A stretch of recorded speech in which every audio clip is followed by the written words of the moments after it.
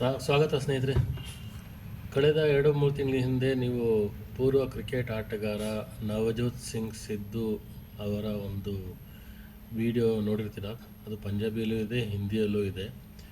ಅವರ ಹೆಂಡತಿಗೆ 4ನೇ ಹಂತದ ಕ್ಯಾನ್ಸರ್ ರೋಗ ಪತ್ತೆಯಾಗಿತ್ತು.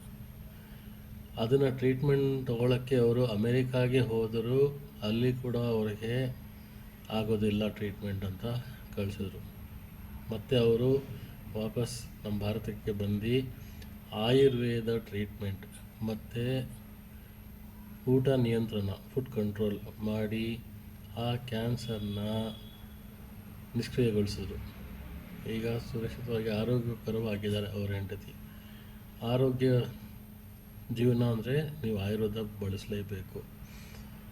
ಆಲೋಪತಿ ಬೇರೆ ಮೆಡಿಸನಲ್ಲಿ ನಿಮಗೆ ಗುಣ ಆಗದಿರೋದು ನಿಮಗೆ ಆಯುರ್ವೇದದಲ್ಲಿ ಆಗೇ ಆಗುತ್ತೆ. ಸಾಮಾನ್ಯವಾಗಿ ನೀವು ಡಾಕ್ಟರ್ಸ್ ಹೋಗ್ತೀರಾ, ನಿಮಗೆ ಜ್ವರ ಹೋದಾಗ ಅವರು ಒಂದು ಗುಳಿಗೆ ಕೊಡ್ತಾರೆ, ಇದು ತಿನ್ನಿ, ಇದು ತಿಂತಾನೆ ಇರಬೇಕು ನೀವು ಜೀವನ ಪರ್ಯಂತ, ಇಲ್ಲಾಂದರೆ ಜ್ವರ ಬರ್ತದೆ ಅಂತ ಹೇಳಿದ್ರೆ ನಿಮಗೆ ಶಾಕ್ ಆಗೇ ಆಗುತ್ತೆ.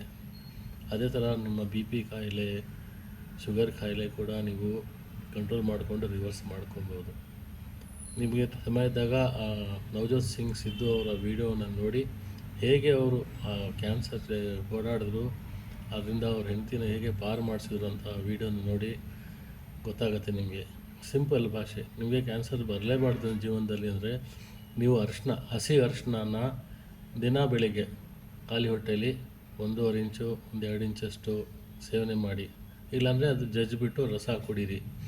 ಆ ರಸ ಕುಡಿಯಲು ನಿಮಗೆ ಕಷ್ಟ ಅನಿಸೋದ್ರಲ್ಲಿ ಸ್ವಲ್ಪ ಕೊತ್ತಂಬರಿ ಹಾಕ್ಕೊಳ್ಳಿ, ಸ್ವಲ್ಪ ಅದಕ್ಕೆ ಬೆಳ್ಳುಳ್ಳಿ ಹಾಕ್ಕೊಂಡು ಕುಡಿದ್ರೆ ಇನ್ನೂ ಒಳ್ಳೆಯದು.